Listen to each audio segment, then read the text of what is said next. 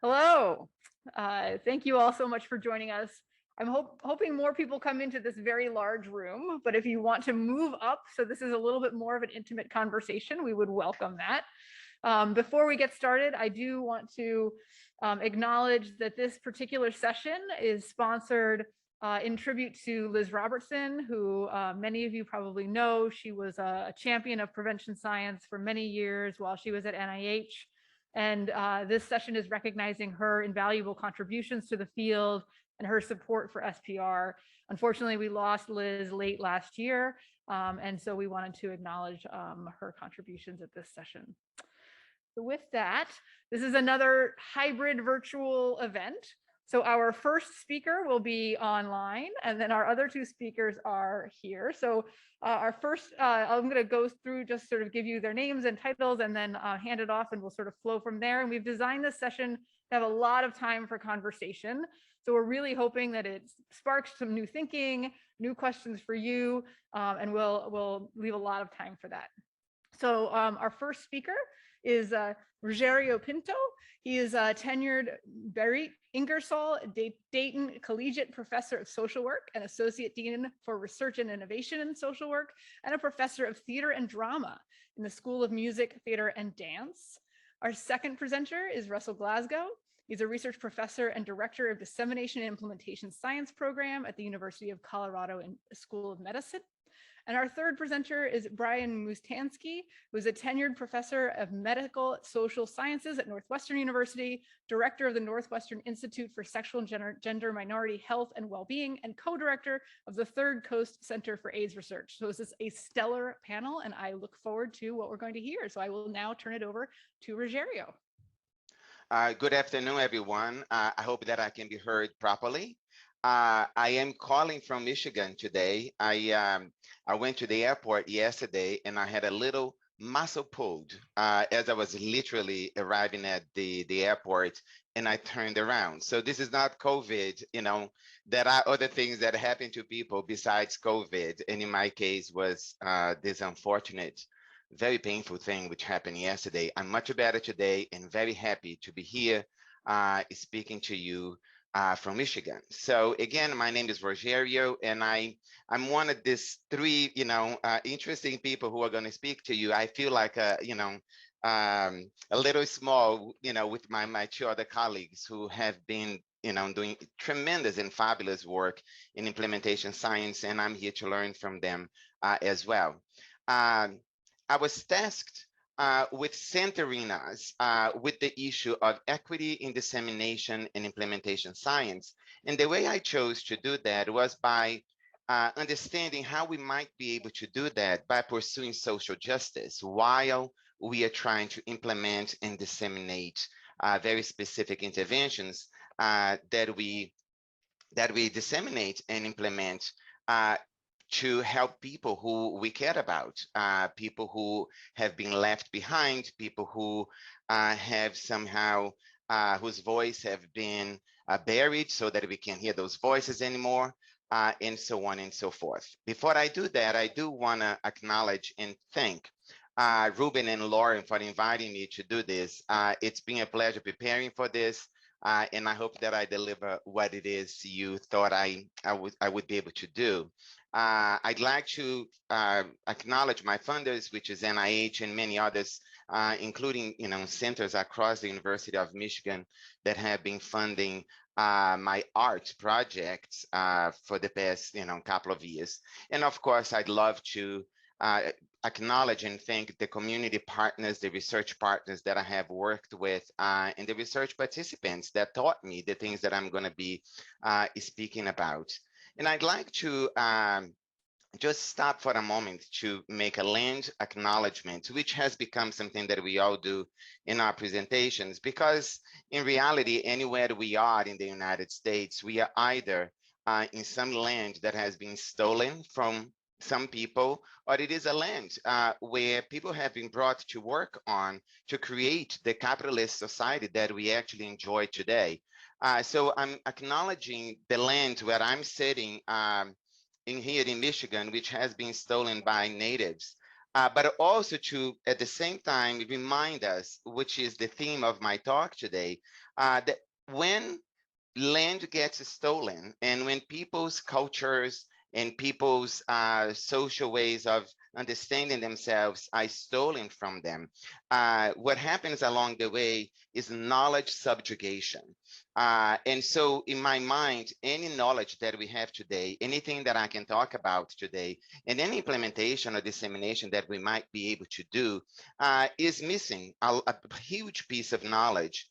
So there is a vacuum in anything I can say here.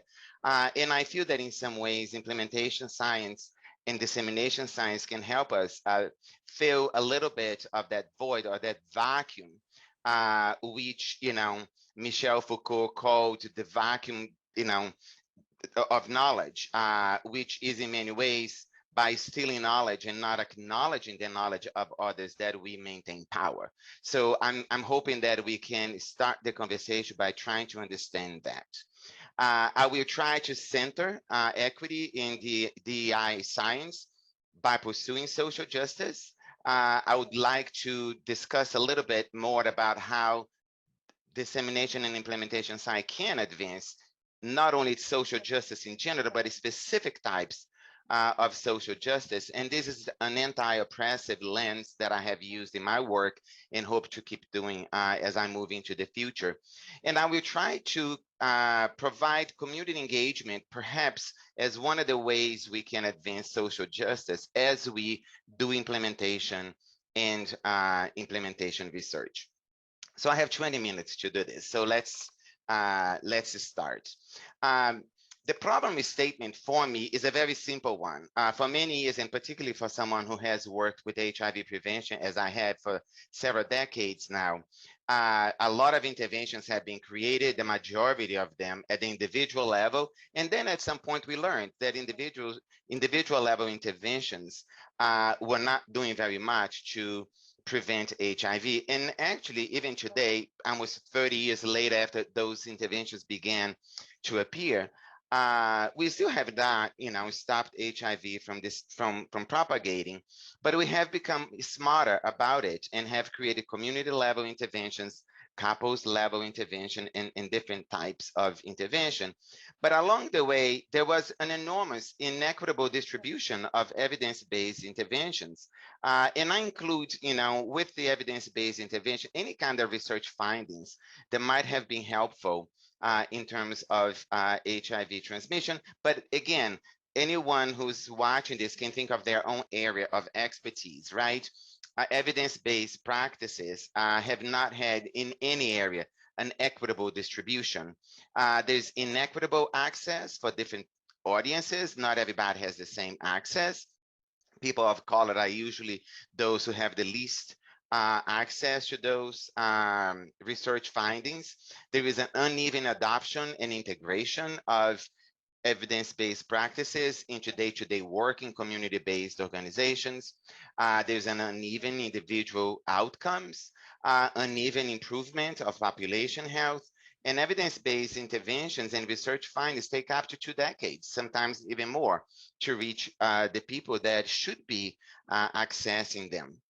So I think that with all these problems, coming together, one of the solutions that came along was dissemination and implementation science as a way to try to resolve some of those deficits of intervention research. And I'm using the National Institutes of Health meaning for dissemination research here in implementation research, simply because the NIH is, the largest funder of dissemination and implementation science. So dissemination research here is the scientific study of targeted distribution of interventions to a specific audience.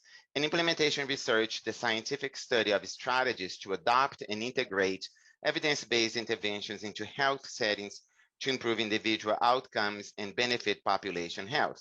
So you're probably asking yourself, everybody knows this, why am I telling you something that you already know? You see that NIH is, in red.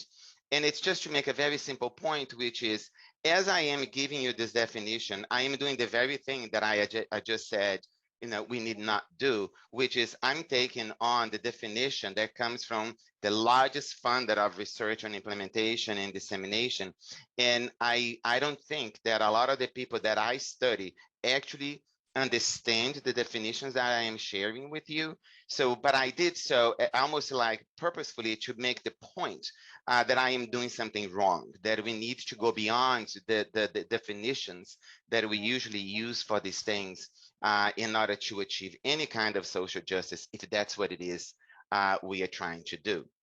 So my question to you is, does dissemination and implementation science aim to advance social justice? And if not, can we envision a kind of science that actually advances social justice? And what does it mean to you? If I had a whole hour, I would be asking each one of you and creating a whole conversation about it, but we don't. But I want you to begin to think about, what does it mean to you? And if you have one word that you could use to define social justice, what would that be? And that should guide, your thinking as I'm going through my slides, to define and get to the very specific types of social justice I think implementation science and dissemination science can achieve. So just very quickly, justice is a set of actions. They usually stem from values, laws, and policies. And in this particular case, values are grounded in the consensus or societal norms. So social justice values include the fair treatment and equal opportunity and action. So how does that look when we are thinking about research, right? I think if those values are in place, we might be able to resolve all of the things that I said were barriers in the slide before. We can create more equitable distribution, access. We can have more even adoption and integration, even individual outcomes, and even improvement of population health, if truthfully we use those values as the major things that we are trying to achieve. The reason why we might want to do this is because social justice is important, and it is important in different ways. It creates stability and well-being for society. It ensures that everyone gets the essentials for a good life, and a good life can be defined differently in different countries, different communities, and even among us. It protects minoritized groups from discrimination, groups, of people like me with accents, people who came from another country, people who have LGBTQ plus identities, and many others.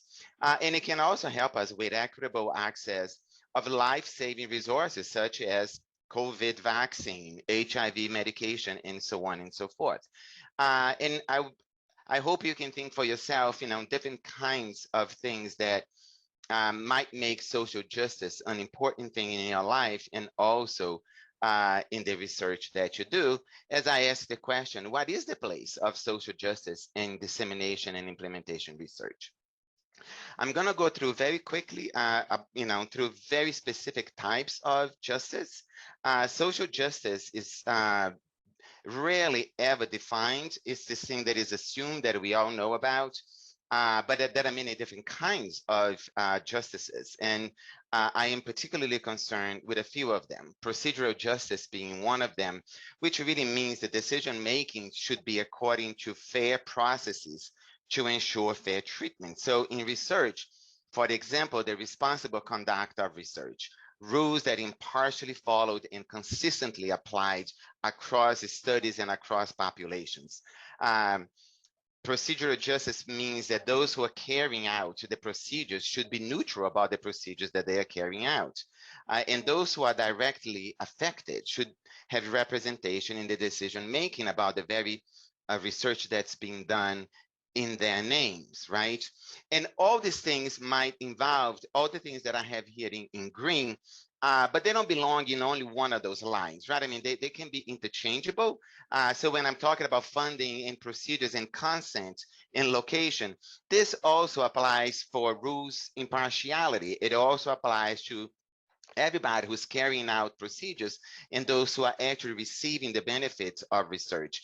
I will not go in detail through each one of them, but I want you to just have a moment to begin to connect procedural justice to the fundings that we have, the locations where we do research, how we include individuals and families and communities in the research that we do, what kinds of methods do we use and the theories that we use, how do institutional review boards work, what does conflict of interest mean when we are thinking about procedural justice, where do we publish, inclusion criteria, and so on and so forth. And very important here for me is how procedural justice really needs to be in place so that community residents and patients and stakeholders and research participants and the parents of research participants and the children who participate in research might have representation in how we actually do research.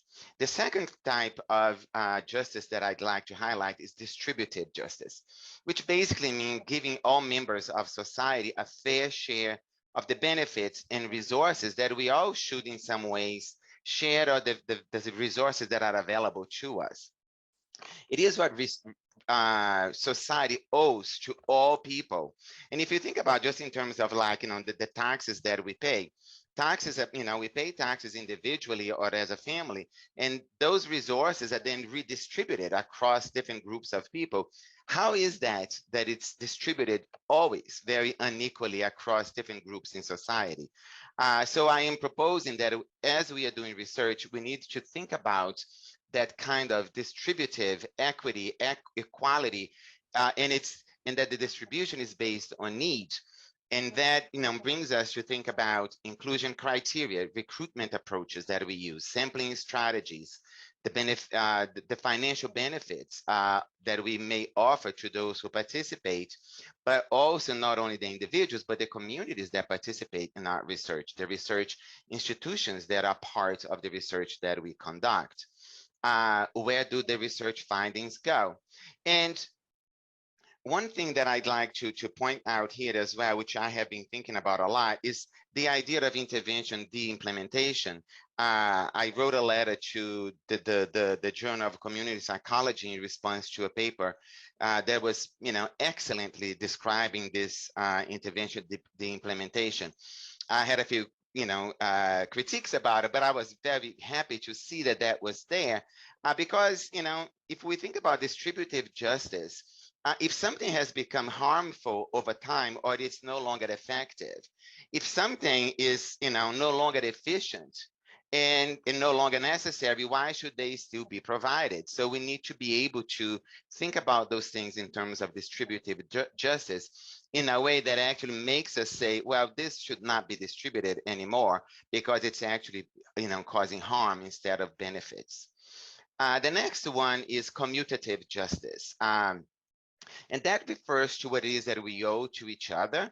And I say owe to each other because as human beings, I do feel that we owe each other at least, some level of dignity and decency.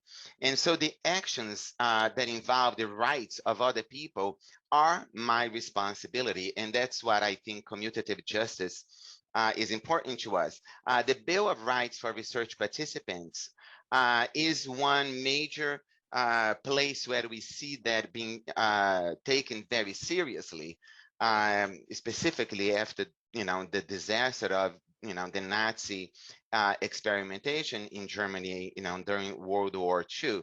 And what commutative justice sets out for us and asks us is the nature and purpose of research. Why are we doing a particular kind of research, and why are we using a particular set of procedures, and how those in their own term create risks and benefits, and in some case can even cause harm. The idea of consent without coercion, and right to quit without retribution, which is the kind of thing, the kind of language that we see in IRB applications, but not always, people follow those criteria. And when we violate some of those rights, the violation of commutative justice, it calls for some kind of reparation. And that brings me to another kind of justice, which is restorative justice. If something is done, and that went wrong, there's got to be a way for us to repair the past, the present, and the future, because the nature of research is such, and that we are still learning how to do this in so many ways, the chances are that we will make mistakes in the future as well. So there are many, famous examples that I don't need to talk about, but I think it bears to say that the absolutely most basic thing that we ought to be able to do is just to issue an apology when something goes wrong at a very high level, as something that President Clinton did in relationship to the Tuskegee study. But it could be like, in the research that we do when a participant feels unhappy about how that person was treated. And the restoration does not need to be something big. It could be something small, depending on the research that we are doing. And hopefully, if we combine the small restorations that we do in every piece of research that we do, we are more able to take actions and to codify those actions into legislations and regulations and all research procedures that we actually need to show to institutional review boards.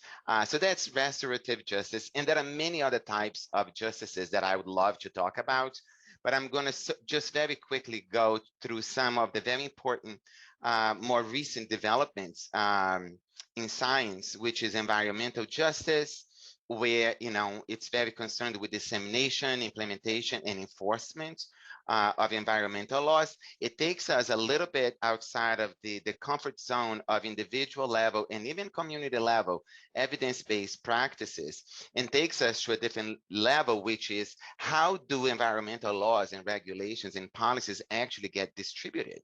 How does it get disseminated and implemented? The same is true about economic justice. How economic institutions determine how resources are disseminated and social health services are implemented. In terms of political justice, how the judicial process can be used to gain or even sometimes to limit political power around the dissemination of all benefits that are available to society, the goods and the services. And I dare to even include pleasure here, which sometimes is taken away from people, for example, by taking away their capacity to get married, which I didn't have for most of my adult life. And racial justice, which of course, given the time that we are living in, which is not new. It's just like one of those moments there is the flare up in terms of racial justice. I asked the question how the other types of justice that I just talked about affect minoritized groups, particularly people of color. How does it affect their access to research findings and distributions of interventions at any kind of level? And I will, so this is a quick summary. I'm sure those slides will be available to everyone. I just want to leave you before I move to the next thing, which is going to just take me a couple of minutes. How would you rank for yourself the types of social justice that I just shared with you by level of importance? Is it even possible to actually rank these things, which one is more important and which one is least important? But I want to leave you with that question in terms of the types of social justice. And just move to this next thing, which is my belief and experience that community engagement helps to advance social justice. I did a review of the literature, which actually, is based on the initial work by Rachel Tabak, who I think was, in one of the panels this morning. And I basically updated that list of, dissemination and implementation models. And 74 of them were targeting community level changes in a total of 106 papers. And what I did with my colleagues was to determine what constructs were those models actually talking about.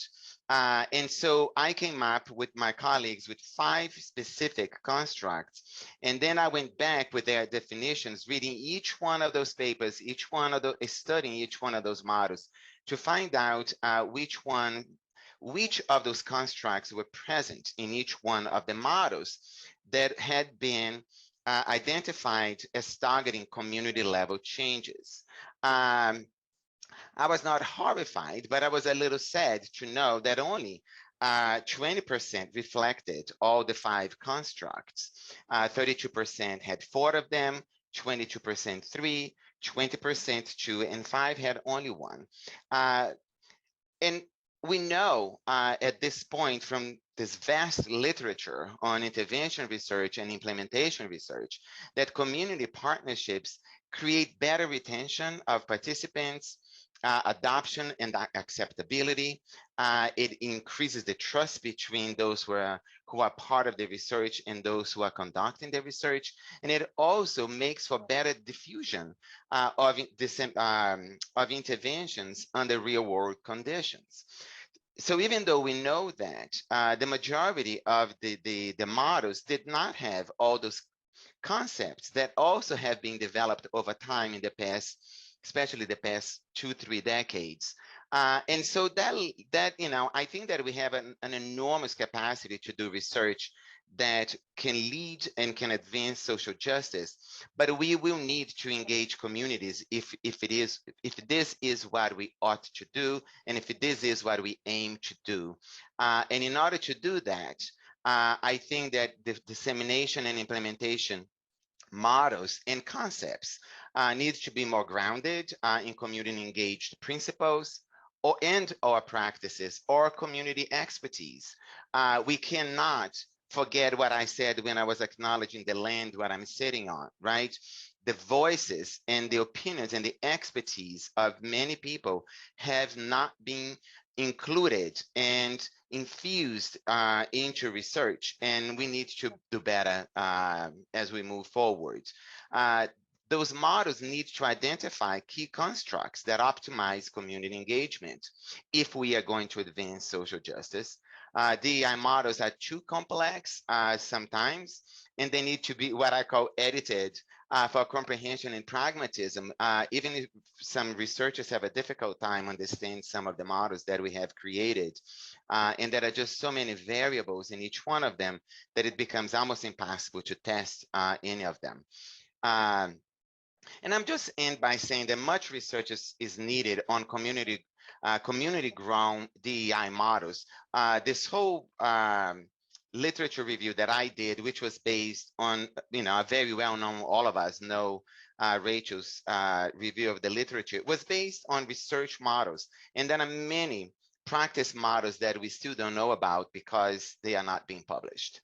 And I just, ask you to think of one word about, what concerns you the most in the current climate that we are living, this current political climate, where basically we are being told by a large portion of the population that what we do, meaning research, is irrelevant to many people in the United States. And how can we, through dissemination and implementation science, perhaps work on that?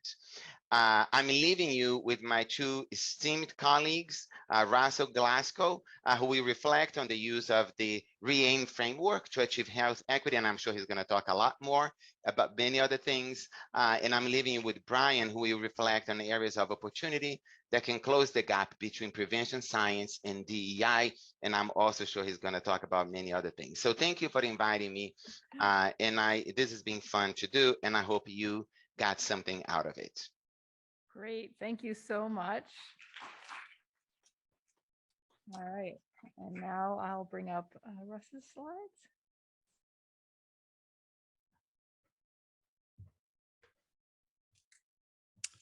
Thank you, Lauren, and good afternoon, everyone. It's a little tough act to follow Rogério there, and quite honestly, maybe the best use of our time here might be to reflect on and further discuss some of his insightful comments. But nevertheless, I put this set of slides together, and I was asked to talk in a small way about how implementation science frameworks, and in particular, one model that my colleagues and I have developed, can hopefully address, at least in some parts, health equity and the critically important systemic issues of social justice that Rogério just described so nicely for us. I don't have any conflicts of interest. I should acknowledge all of the people noted here at the bottom, and particularly I want to call out our implementation science center for cancer control, which has been one effort funded by NCI that does, I think, squarely address equity issues. So in the time I have, I'm going to try and cover three things. First of all, I hope for at least some of you, this will be a very quick whirlwind review of basics of REAIM and issues of how, in the second point, how REAIM has evolved over time to address context through the use of what we call our PRISM framework. And then finally, and spend most of our time talking about how we have so far and are thinking about applying PRISM, which is what we're using nowadays to address equity and social justice. So a thought exercise, you have the first of two thought exercises for you here today. And I want you to just think for a moment about whatever area you are in. If you have, I should have put maybe instead of an intervention, prevention program. If you have a 100% effective prevention program, okay, be that school-based or clinic or community-wide, just think about that, but then translating that into public health issues. As you can see there by the numbers there, this 100% effective program that you did in your beautifully designed controlled study needs to be adopted, and it needs to be adopted equitably. People need to be trained to deliver it. It has to be successfully implemented. It has to reach critically important people, particularly the ones maybe most at need or most often left out, and then it has to be maintained. So if you do the math here, this 100% effective intervention ends up, the overall population benefit is something like 17%. So the conclusion to this is not that we should give up research and just go to something else with our time, but it's, I think the following can be drawn from it. First one is that all steps, dimensions in that I showed, each of those are really important for population health at the end goal, which is, I think, what our aspiration is. Secondly, at each step, there are both and often threats, particularly to issues like equity that frequently exist. And at the same time, there are opportunities to try and address these issues. And then finally, and you'll hear me come back to this, maybe my takeaway is that research needs to devote attention to all of the steps in this process and not just to effectiveness, which is what we've done historically, what our culture reinforces, our journals and our grants reinforce. So here in a nutshell is what I'm going to cover and leave you with, and I hope maybe we'll have time to discuss some of these in more detail. I will say that I think these apply to REAIM PRISM, but I also believe at least the majority also apply to other implementation science frameworks. Ours certainly not the only one, and we have a lot to do in terms of working on some of the issue that Rogério nicely laid out there about making these accessible. So first of all, and again, my broken record, all steps and outcomes are necessary for population and for equity impact. Second, and Rogério mentioned this nicely, that we need to focus on both representation and representativeness. What I mean by that, and I'll have some examples, is representation is who's at the table all the way through planning, implementation, interpretation, dissemination. Representativeness has to do with the outcomes. These are all clearly systems issues and often can have unintended consequences. By attempting to address just one of these issues that I showed you, often we can inadvertently actually exacerbate inequities. Then where we have moved over the years with our REAIM framework, I think has been to both far greater appreciation of context and more recently, this notion of adapting to context, basing on what we've learned and to help interventions do that. Finally, to try and shake you out of your postprandial demise there will be a quiz at the end of this. And those of you that can identify 5 of the 7 acronyms. We love acronyms in implementation science. There'll be a prize or a lottery. So keep that in mind if you can address 5 of those 7, and maybe we can even talk about a couple of them. All right, so very quickly drilling down now to REAIM here and what we call PRISM or re-aim in context now. This is one potential solution, one partial solution to what many of you hear about is the 17-year lag. What most of you may not know or focus on though, and I think actually this is a typo, I believe it's 13% of the research. Only 13% gets disseminated, put into practice, and it takes 17 years. So going around, let's see, from the top left to do there, the background, the purpose, the history, the bottom line about re-aim was always intended to facilitate both transparency and translation of our findings. It was initially an attempt to try and balance, issues of internal and external validity. Not to, as I was accused many times in my career, to do away with internal validity or to kill the randomized trial, but to have more of a balance on internal and external validity. And it says there to emphasize these issues. I'll probably skip the bottom right because I've already said it 3 times. I'll say at least a couple more. But the bottom left, I think, is important in that the notion that a re-aim framework is multi-level. It applies across at least 3 or 4 different levels that you can see there. So re-aim, an attempt to make it more pragmatic, at least somewhat more accessible. We've developed both kind of technical jargon. If you want to put it in a grant proposal or report, you might look at a number of the reviews and things. But to work with partners, I think we find it easy. We've made an attempt to have a pragmatic definition of it. If you're not familiar with re-aim, the acronym is going down the left-hand side that you can read there.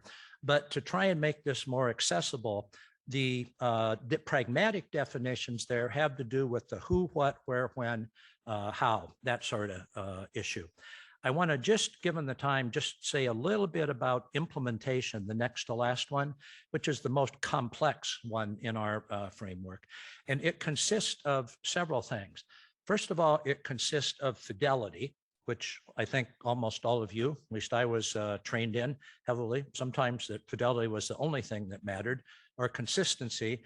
But second, it also involves how was the intervention or the implementation strategy, the guideline adapted over time? How much did it cost? And how does this come about? The cost in particular, I think, is the key and under-researched issue. And that leads to the last one, maintenance or sustainment or sustainability. And I'm absolutely delighted that after I get off here, part of the discussion, we may be able to continue from an earlier discussion that Rachel Shelton and others led there about sustainment and how can this and other models be used to address that. So one more thought exercise. And that is, now I want you to think about equity in particular. And we're going to go through these same steps again, but using re-aim. But in this time, what I want you to imagine is you do a study and intervention, and when you write it up, you find this is incredibly, you have 0 inequities, 0 disparities in research, whatever groups are equally effective. Again, and that's great as far as it goes, but now let's look at what often happens behind the curtain and in terms of transparency. Often, if you just look at people in the study, you're not studying who gets there in the first place. And so there could be a disparity, let's say 30% there in that. Adoption, Rogério talked a lot about that. That's the issue of these settings. Which settings are able to implement this program that you have? Often we find that's a huge drop-off. And you can see this going down here. So at the end, you have about less than 1/4 of the benefit of this intervention that was, quote, equally effective. This one I'm going to skip over, but just to tell you that the picture of what we're calling a re-aim cascade now, and the particular issue of importance here is that these all kind of weigh on each other. And so at the end, there's kind of a cumulative waterfall or cascade effect. So I'd like to say context is everything, and that's what we've learned over the years. Context is certainly multi-level and dynamic. And we have moved to expand re-aim now, or re-aim in context, to what we call the practical, robust implementation and sustainability model. Has 4 key elements there. Be glad to discuss later if you'd like to. Most of those are shared by most context models, but I do want to mention the last one of implementation and sustainability infrastructure. And that refers to, are there processes in place? Are there responsibilities? Are there adequate resources? Are there things like audit and feedback to make sure this is maintained?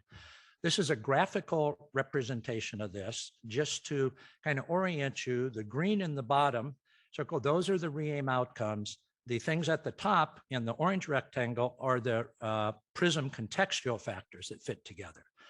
So spend just a minute on this one, it's my most substantive slide maybe, to give you a takeaway. Again, how PRISM at the top and re-aim outcomes fit together, but what explicitly can be done to address equity. I'm going to start at the top, I guess, 11 o'clock and work my way around quickly. First thing we can do is address context. And we do that by looking at fit and co-creation here, I think, working with our partners so that there's alignment between the problem, the context, the intervention, and the implementation strategies. Moving down to re-aim outcomes, we address the systems issues that are involved here, and especially cost and feasibility. Over to the right-hand side, working up from 5 o'clock, adaptation, I think, is critically important in an area of hot, better research that I'm very excited about. Equity representativeness across all dimensions, not just reach, but all dimensions. And then finally at the top, the issue of representation. Okay, who's at the table and who's not. So a very quick example here of how we can integrate PRISM into planning was from a study, a weight loss hypertension control study we did a number of years ago in inner city Boston in FQHCs led by Gary Bennett. And I'm not going to read all of these, but the notion is this was for a largely African-American population, how we designed to make it both culturally adapted and to fit both the particular clinic and the site. And you can see these issues of representation, who is at the table, particularly thinking about what's involved in implementation. We focused a lot on adaptations and particularly choice. The participants had a choice in types of modality. There was some follow-up modalities that they were able to do. And this is my last slide I'd like to leave you with. It's not re-aim specific, but when we talk about evidence-based, you know, we're all about evidence-based everything, okay? Evidence-based policy, interventions, evidence-based implementation, prevention. Really would like to ask us to step back and reflect evidence on what. And my hypothesis here, to try and be a bit provocative to think about, is often in our science as usual, we often ignore or give short shrift to the other issues here, which are equally important issues, I think, as to effectiveness itself that you can see there. So to end up with what I call a realist bottom line of what works, for whom, under what conditions, for what outcomes, and how much does it cost? Thanks so much.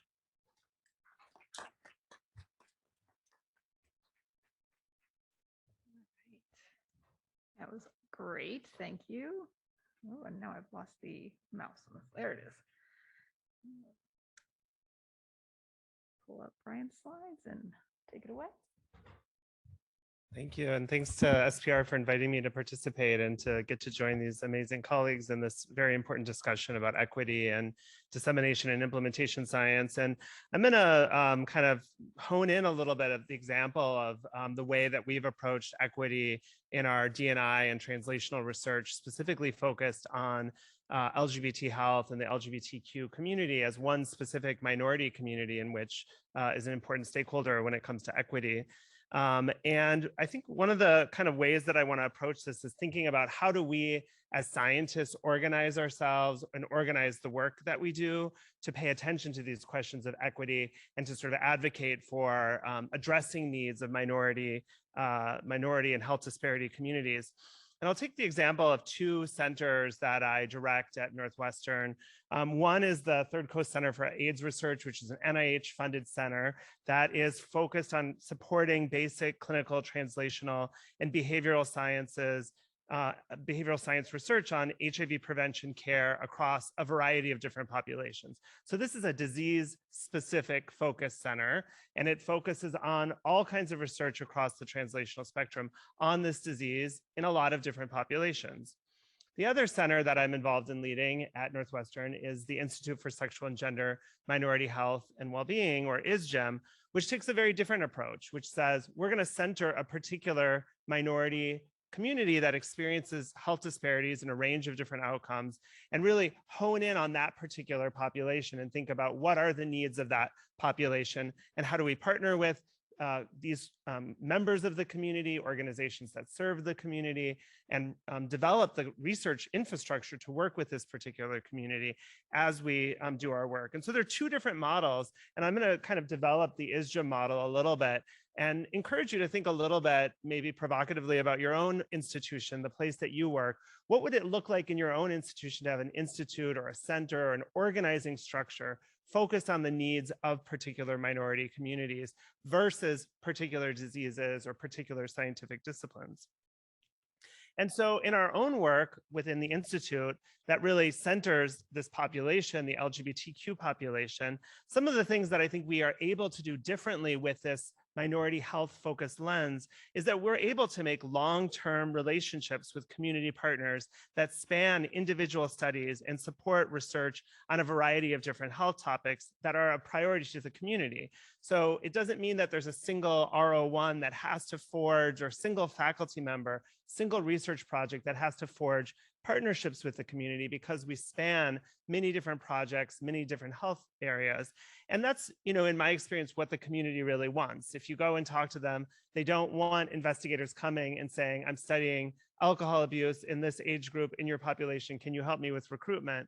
They really want to say, what are our needs? And those often span multiple diseases, multiple health issues, multiple social issues. And I think asking a single investigator to create that infrastructure, to build those types of long-term sustained relationships is really an impossible task for a single investigator. You really need multiple investigators coming together, organizing and advocating for the needs of their minority community or the population that they're focused on, to be able to sort of advocate and pull together resources. Some of the other things that we do within the Institute is we hire members from the community, which both gives us access to lived experience from the community, but also helps us support the professional development of members of the community. It helps with knowledge translation through formal and informal routes and communications that we have.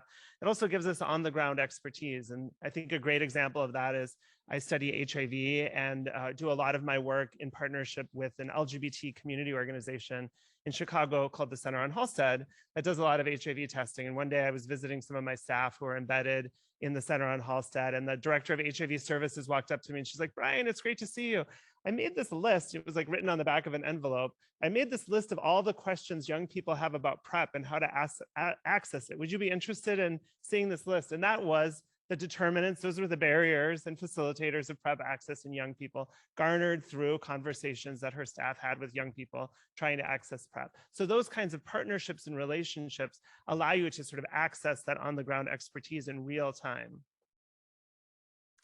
Those of you who maybe have been doing minority health and health disparity research may recognize that a lot of the inspiration for this model came from the phenomenal work of Giselle Corby-Smith, who wrote this amazing paper all the way back in 2004. If you haven't read it, I strongly recommend it, about closing the circle between minority inclusion in research and health disparities. Really phenomenal kind of role model for how I think we could all operate in this space. Developing this model a little further, within our institute, we have work going on all aspects of the translational spectrum, from very basic mechanistic epidemiological cohort studies trying to identify risk and protective factors, through projects that are focused on developing interventions, projects that are testing interventions, through implementation research studies that really are studying strategies for implementing interventions that were developed within our group. And I think, this model has worked very well for our research team. It's been, I think, successful for us in terms of obtaining funding and moving our work along this translational spectrum. And I think, one of the things that's important about this model is that many of us were taught in graduate school that if we can do important work at one of these steps, there are other researchers standing by, ready to take it up and move it to the next stage. And I would argue that that's a complete myth. No one is waiting to take your work to the next stage. You're going to have to do it yourself if you want to see that happen, or you're going to have to talk someone else into doing it with you. And so I think investing in this kind of model, building these kinds of partnerships within centers and departments and organizations really is the only way that we're going to see our work in a consistent way move forward from discovery to intervention to application. And I would also argue, if we care about the populations that we serve and our research only gets to the phase of testing effectiveness, is it really serving the populations that we care about, or is it serving our own career development and our own progress through the academic hierarchy? And so I think, it's a mandate really for us to see our work move forward towards implementation. In 2014, I wrote this paper in American Journal of Public Health with some of my colleagues about what it would take for us to create adolescent health equity for sexual and gender minority youth. And we drew from this very popular eco-developmental model that many of you are familiar with and have seen many times today. And I think this also is another way of thinking about integrating health equity into our work and moving it towards implementation, is this idea that you have to sort of understand this model, and that change at one level is probably not going to solve equity issues, that there are sort of dynamic considerations where change at one level often produces pushback at other level to sustain the status quo. And so if you're only pushing on one level or only making change at one level, the rest of the systems are going to respond to maintain the status quo. And so that can mean forging collaborations with researchers that work at different levels of the eco-developmental context to think about how you can holistically work to make change. I'll just give a couple of recent examples of what's going on in sort of the policy landscape and how I think that relates to LGBT health equity as it comes to implementation science. So some of you may know this, some of you may be surprised to know this, that there are many states that explicitly in state law prohibit discussions of sexual orientation in schools. And that has actually been something that there's been more and more of a focus on recently. So you can see this Alabama law, and you can imagine if you were interested in doing evidence-informed sex education in schools, and this is the law, and we know that 75 to 80% of HIV infections in young people are in gay and bisexual young boys. How are you going to effectively address HIV education in schools if that's the law of the land? And we're seeing a growing proliferation of these kinds of laws. Many of you heard about the laws in Florida, the so-called Don't Say Gay bill, that you can't talk about sexual orientation in schools and elementary schools in Florida. Many of these are really designed to create a moral panic and drum up political support for conservative politicians, but also they do create an impact that sort of reverberates throughout the system and affects scientists. So, and the work that we do. So, if you're a researcher thinking of doing work in this area and these kinds of laws are being passed, I think it impacts the sort of pipeline of scientists and clinicians that want to do work in this area. In further developing the issue of HIV, where I do my own work, this is data on from the CDC on estimated HIV infections each year in the United States. The majority of HIV infections are a result of male-to-male sexual contact, and young people represent over half of HIV infections in the United States each year. But when you look at the interventions, the sort of effective interventions that the CDC has identified, there are 93, or when I last reviewed this, there were 93 CDC recognized evidence-based HIV risk reduction programs, 25 for youth and adolescents, 2 for emerging adult men who have sex with men, and 0 for adolescent men who have sex with men. And this is a real challenge then to making change and addressing this growing epidemic in young people, because organizations often cannot even obtain federal funding if they're not using an evidence-based intervention. So this is a lack of science or scientific inequity, creating a lack of evidence, a lack of preventive interventions, and a growing epidemic. So we can really link scientific inequity to health disparities in this particular area. In my own work, I've been very interested in the use of social media and online interventions as a way to get around a lot of these barriers that exist in schools and other settings that are very influential in the lives of young people. I was very influenced by some early work from a community organization that showed that the majority of young people came out online before they did so in the real world. And of course, that was the 90s, where there was some separation of online versus offline lives, which of course don't exist today. We're all constantly online. And so I think there's incredible potential to use online and social media technologies to reach young people. I'm currently wrapping up a large grant from the National Institute of Minority Health and Health Disparities, testing a stepped care intervention using online delivery of HIV education to 13 to 18-year-old gay and bisexual boys, where we start with universal sex education that's delivered to everyone. And for those who don't respond to it, they get stepped up and randomized to more intensive interventions that ultimately conclude with individual motivational interviewing sessions delivered via video chat. The intervention, called SMART, is linguistically and culturally adapted for Spanish-speaking adolescents that live in the United States. And we've worked with Native Hawaiian communities and Latino investigators to really study how do we reach different minority communities that have not really been reached so far with this kind of work. And of course, if SMART works, we know that there's still a very long road ahead in terms of understanding how to implement it. I've been leading a program of research called Keep It Up since 2007, where we developed and tested an online HIV prevention program for young gay men. It's one of the CDC best evidence interventions for emerging adult, really one of the only interventions to show an effect on biomedical endpoints. It cut the rate of STIs nearly in half over 1 year. For those men who participated versus the control group. But we still have real challenges in how we implement these kinds of e-health programs. If you were involved in the e-health field, you've probably written a grant at some point that says, if we find this works, it'll be implemented for pennies throughout the world. And that's just not the reality of e-health. We really still need to understand more how to implement e-health interventions. So we're comparing two implementation strategies where we actually fund community-based organizations to deliver it in their routine HIV testing practices versus a direct-to-consumer strategy that's all delivered from Chicago. Finally, I just wanted to leave you with a few concrete tools, as well as some of the more big picture comments that I wanted to make. I'm involved in a coordination initiative related to the Ending the HIV Epidemic national plan within the United States to cut the number of HIV infections in the United States by 2030 to where HIV infections are a relatively rare event in our country.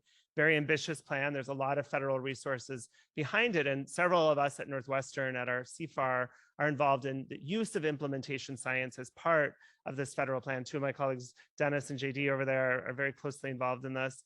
And we've been really developing a lot of tools for folks who are doing HIV research. There's over 150 NIH-funded projects in this space, and we're working on coordinating the selection of outcomes. If you go to our website, hivimsci.northwestern.edu, you can download a crosswalk that actually lays out shared re-aim outcomes across the pillars of the ending the HIV epidemic response. And equity indicators are built into each of the re-aim outcomes, and really thinking carefully about how do we integrate equity considerations. Because, you know, if we're just talking about how many people get an HIV test, but we're not finding new cases of HIV, we're not reaching the populations that are most impacted, that's not really going to make a difference in the ending of the HIV epidemic in the United States. We also just recently did a webinar on equity and implementation science, which you're welcome to watch on the website. So thank you for inviting me to participate, and thanks to the funders who have supported this work.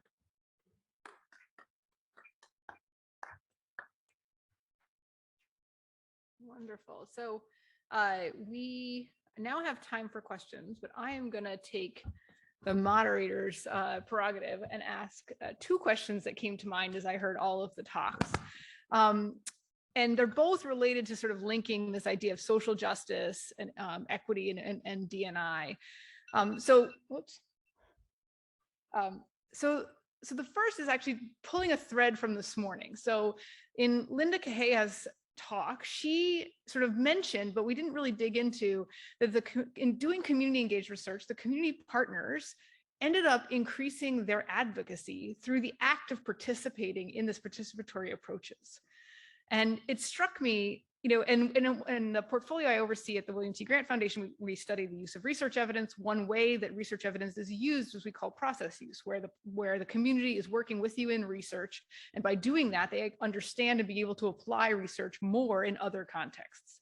So I'm interested to hear from the three of you. How do you see the role of community engaged research and social justice and advocacy in the kind of work that you do?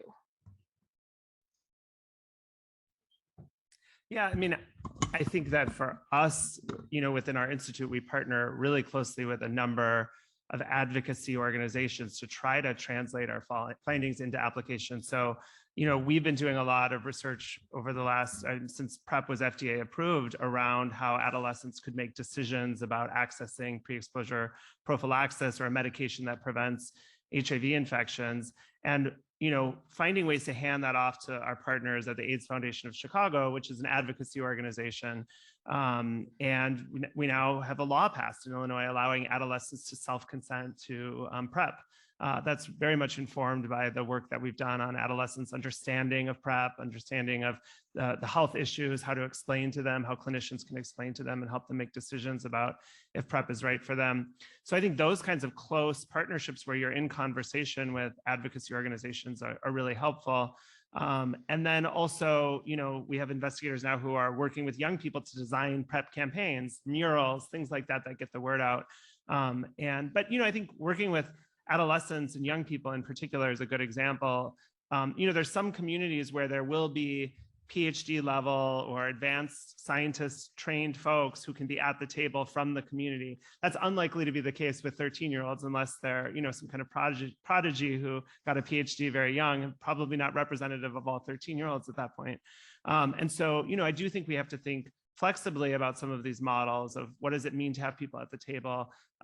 Some populations, again, have members of the community that are scientifically trained and can join in that way. And others, like young people, for example, that's not the case. And so I think we have to think creatively about how to engage them.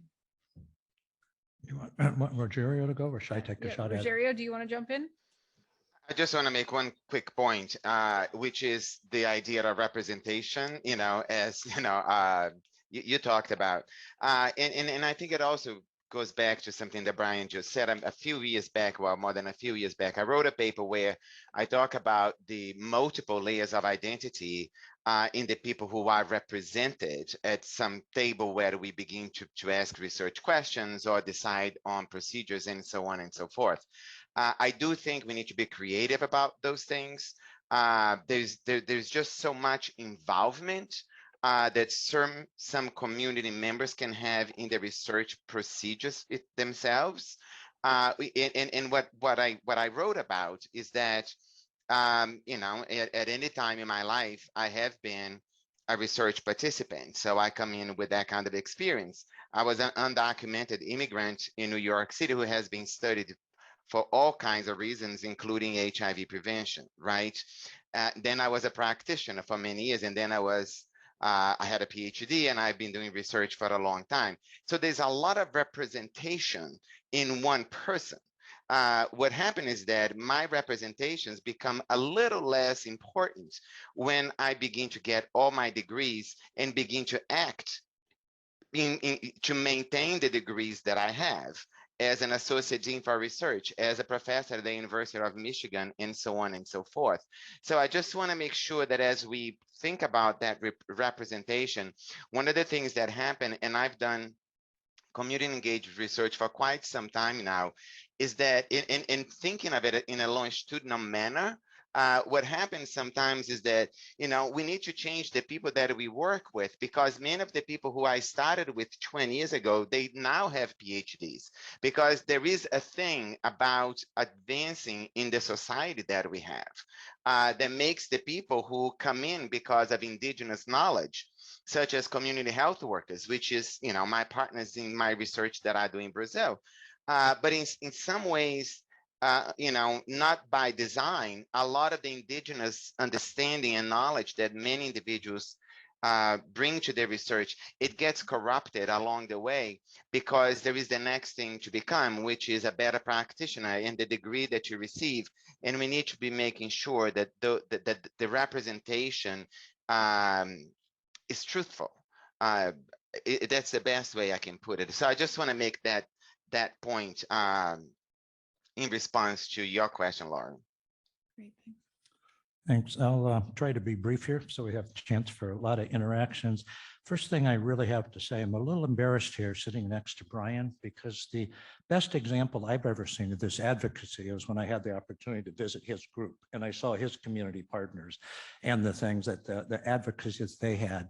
And my own much more limited experience is, I think, that of his reflections, but has to do because of the positive experience that those community partners had, and because of the trust that was shown and the respect in things over time. And so I think they feel more confident about doing advocacy. Second, I think this notion of thinking about the policy drivers or determinants, is so critical, and we're probably not going to change much long term if we don't change policies. And further, I think a lot of the advocacy, as well as our own research, can beneficially be thinking ahead to what's the likely policy change, where that's going to be, or the classic Wayne Gretzky quote about you skate to where the puck's going to be, not where the puck is going to be today.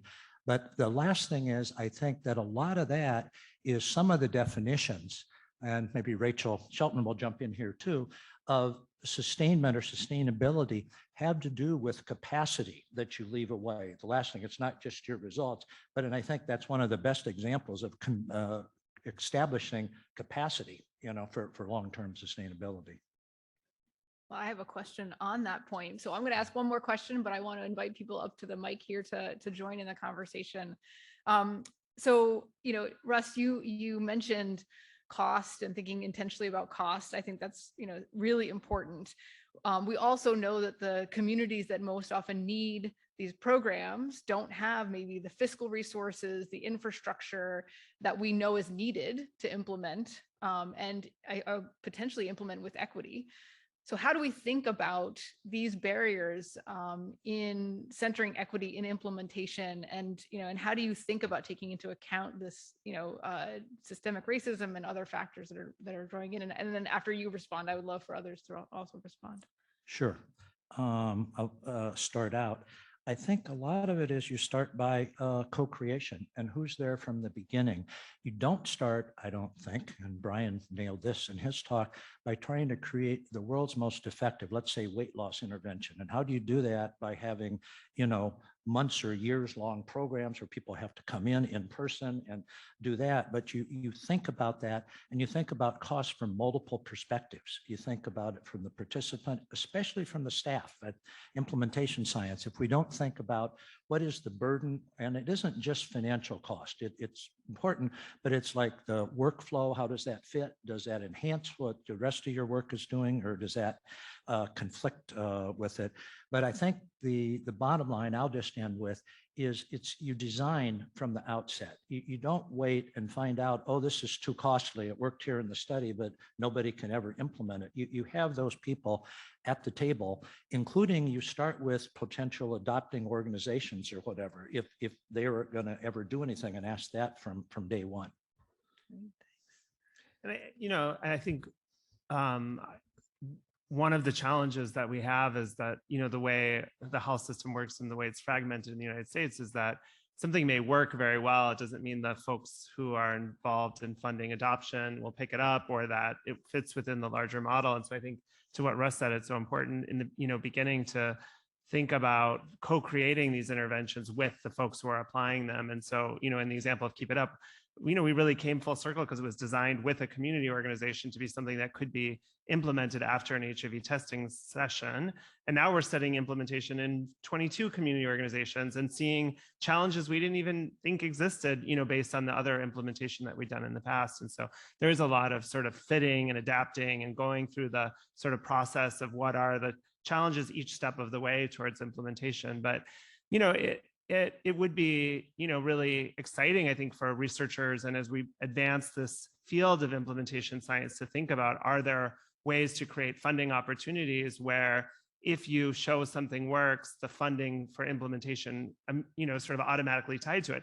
I think a lot of actually more people would come to the table, but I think a lot of people are turned off or overwhelmed by the idea of having to show something that works and then perhaps apply, take several years of applications to then apply to get funding to move to the implementation phase, and how do they support their team and the work that they're doing in the meantime. So I don't know if there's a way for us to sort of advocate for those kinds of models. I think that could really be transformative in the field. Yeah. Rogério? Yeah, I just want to, I think it might be helpful to think more globally about the issues we are talking about. Having done research in Brazil, where there is the largest unified health system in developing countries. Implementation happens automatically. I mean, I'm not saying that Brazil has the same level of funding and research that we do, clearly not the kind of research that is funded by NIH in the United States, but having a unified health system, it doesn't guarantee, but it creates the possibility of equitable implementation across the country. One of the major problems that we have in the United States is that even vaccination, if you take that as an example, is done through insurance companies. We have an insurance-based system that really makes it almost impossible to study implementation the way one should be studying implementation, because it is completely unequal. We get an NIH grant, another one to develop and to test an intervention, hoping that somehow that intervention will be picked up by the CDC, or it's going to be picked up by some community-based organizations. But even when it's picked up by the CDC, the distribution of those interventions that the CDC deemed to be effective and that deserves implementation and distribution, the distribution and the implementation is completely unequal, right? So I think that we need to be creative within the system that we have and advocate for a system that will allow the conversation that we have now to be a natural thing of that system, where things simply, they get implemented because the system allows for that kind of implementation. Otherwise, I really feel that we are going to be doing a lot of hopeful research, hoping that whatever it is, the findings that we come to become picked up by some organization, even if we build that into it. And I think it's a great idea what Brian said in terms of, like, you find something effective, there should be an implementation grant that comes later to do the implementation. The problem is that once the funding for the implementation grant goes away, communities will not have the intervention anymore. And we've seen that happening, all around. Including in Brazil by American researchers who go to countries like Brazil and test interventions and leave. And the interventions such as female condoms in Brazil, it didn't stay there. Once the interventions that were deemed to be effective in Brazil, they simply were great and they became beautiful papers. But the sex workers and all the other people who participated in the interventions and the testing of those interventions at the end of those projects did not have the money to buy the very thing that they now knew so well could prevent the transmission of HIV. And I can go on with different, examples. My point is we need to be thinking more globally about these things. Lauren, could I just interrupt one more point to build on what Rogério said, that since he brought up the global perspective, I think it directly relates to cost. And that is the concept of what I call reverse translation. And I think it's so important. We always think about, we're going to develop somewhere here in the US or high resource settings, and then we're going to take it, to the global South or international community and doing it. But I think learning the opposite way, turning that around and learning, because those folks are doing things with, nothing, or, pennies on the dollar or pennies on the $100 to do that. And if something works there, and I think one of the classic examples is task shifting. And again, it's without some controversy here, but the basic notion is people, who have much less level of training, paid much less, that sort of thing, sometimes even like peer navigators and things, doing the work, much more highly paid professionals is a classic example. But I think kind of turning that on its head and learning can help us address a lot of the cost issues. Thanks. Please come up to the mic.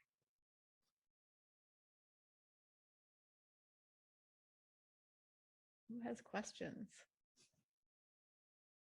What did this spark for you? We're going to quiz you on those initials. If you don't come up, just say it. I don't know if I'd pass. Yeah. No questions? Oh, great. I was going to say, I have one more, but then I'm out of questions. I have questions. Oh, we have somebody coming to the Many. mic and then we'll go to you. How's that?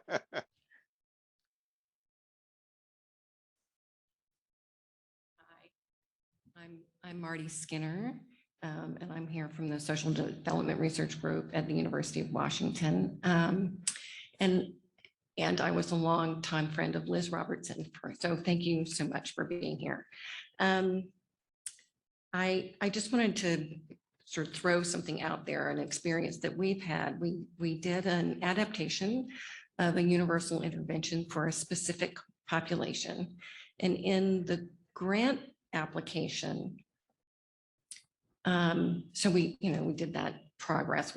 We applied for an application to do the adaptation and then got a grant to do the randomized trial. And when we wrote the application for the randomized trial, one of the aims was to actually work towards sustainability of implementation of evidence-based programs, kind of regardless of whether our program turned out to be evidence-based or not. So it was sort of promising based on the pilot work. So we got that grant funded by NIDA. And so I just wanted to kind of say that to people who are here, that that's an avenue for really building in the thing that you're likely to get funded, which is the randomized trial, these other pieces, and being convincing in that is a way to keep from just getting evidence and then having no place to go with it, and getting some funding to actually do that work with implementing agencies. Thanks for that. I think that's a great example. And I'm also really pleased to hear that, having spent a lot of my academic career on one or the other side of grant review, either promoting them or being for a while at NIH, seeing that. But I think so often people, including our own group, have run into roadblocks of what I call the contingent aims when you have it, where the first one is you create an intervention, then if it's effective, then you're going to sustain it or whatever. And often study sections can't quite see the necessity for that, and they'll say, oh, well, how do you know it isn't going to be effective, and can't do that. And that is a challenge. I don't know. I think it's a cultural challenge in many ways, but obviously you were able to articulate that, the importance. And maybe part of it, from what I've seen, is being able to demonstrate to reviewers, even if not exactly the same thing that you started out to study, is really totally effective or cost effective. You're still going to learn enough, or there's an adaptation or something there that in general. Thank you. Yes. Mm-hmm. Oh, great.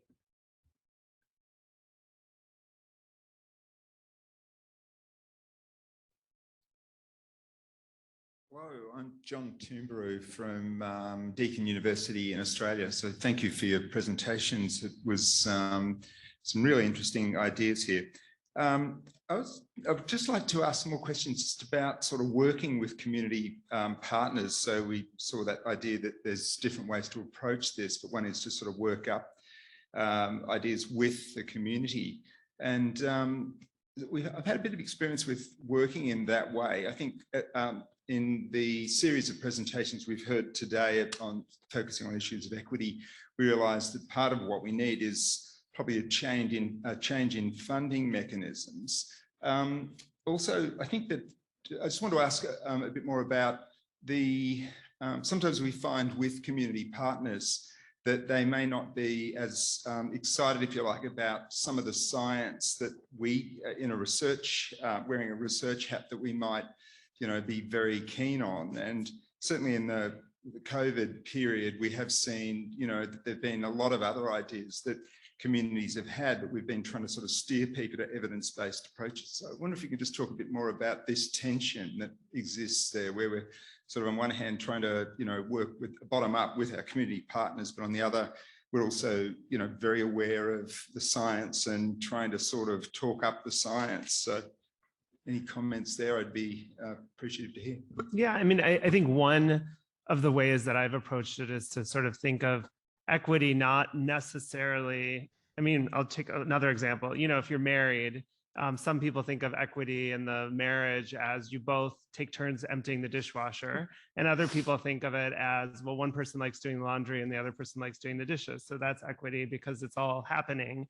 I think it can be the same with community partners and community organizations. Like there may be organizations that'll engage in a scientific project that we're doing, not because that particular scientific project is the thing that they care about at that moment, but they recognize that like there's things that we might do for them that also are not necessarily our top scientific priority. And so it's a relationship. And, you know, we might be showing up to their events. We might be helping to find sources of funding for the gaps that they have. We might be providing speakers or consultations on a bunch of different topics. We might be helping to raise their profile to a national level when we have the opportunity. And therefore, they might be keen to work with us on research projects, many of which we hope are primarily aligned with their interests, and we want to hear what those are. But other times, you know, sometimes it's like picking up the phone and calling someone and being like, I never like to do this. I hate to be that person who calls and says a grant is due in a couple of weeks. Can I get a letter of support?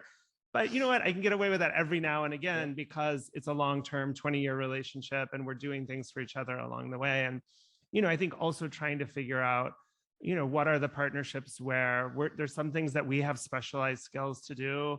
We have access to things like library resource and whatnot that a lot of community organizations don't. So, you know, it's not necessarily, again, everyone doing everything, but sometimes saying like, there might be things that we're really good at and we're going to take charge of those. And there's things that you're good at and we're going to help and work together. So, you know, I think, you know, I guess at the end of the day, part of it is just like showing up and being in the community so that, you know, you're sort of a trusted person when those opportunities come along. Ideally, again, of course, you want everyone to be on board with every single thing, but I think it's the portfolio that really matters. Just to quickly follow up on that, I really like what Brian said about, you know, where our respective areas of expertise lie. You know, I think often ours is in evaluation of some issues and things. The partners critically lies in understanding the context there, what works and what doesn't work. And I think it maybe boils down to trust and transparency in terms of doing that, and a fair amount of humility, including about what we don't like.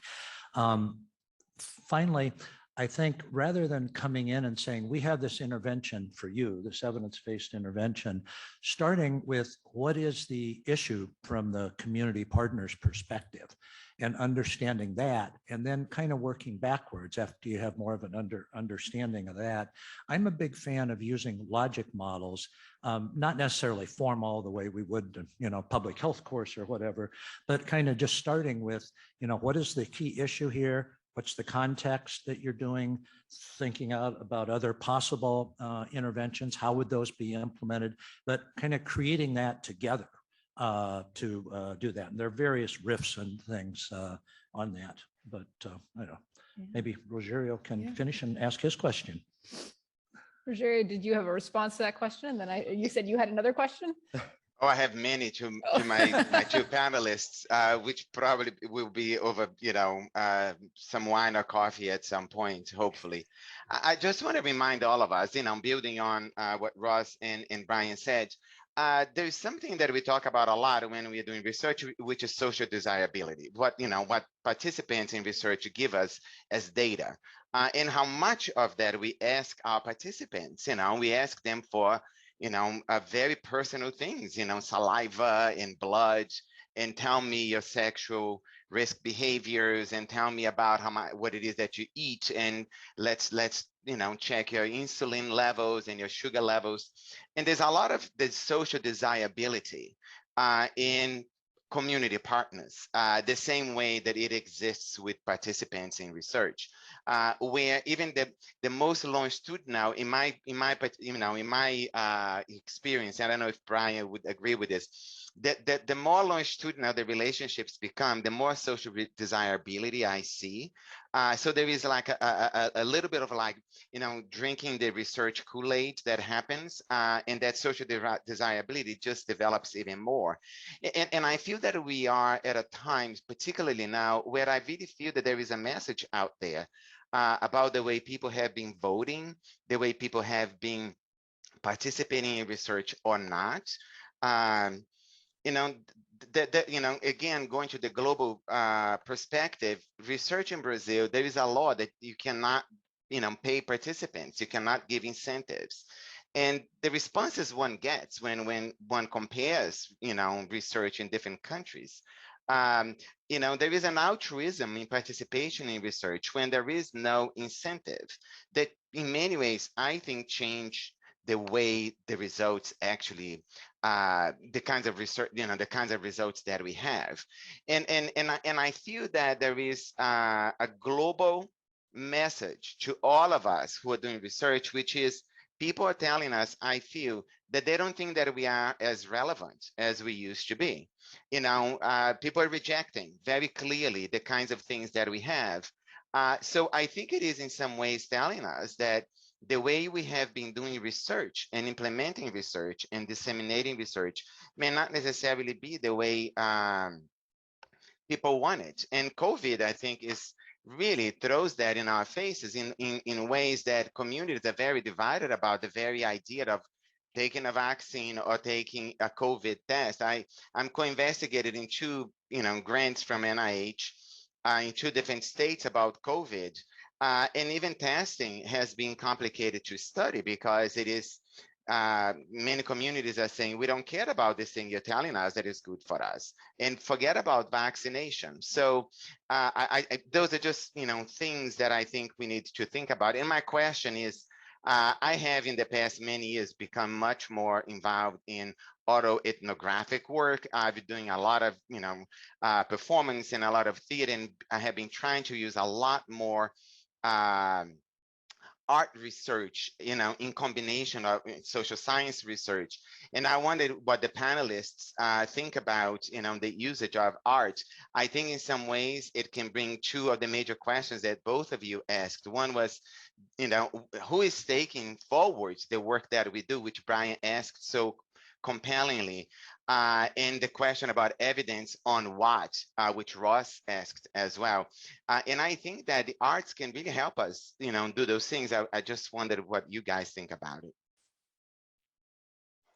Yeah, I love that. I mean, I think of like the work of E. Patrick Johnson of, telling stories of queer Black people in the South, where he both does the ethnographies, collects the stories, and then performs them. And, I could talk about the correlation between X and Y and these variables in these communities that I've studied, or he could perform it. And I could guarantee you 99% of you would walk away remembering his performance much more than how many zeros were on the p-value I presented. So, I think they're very complementary. And I think, storytelling is a powerful tool.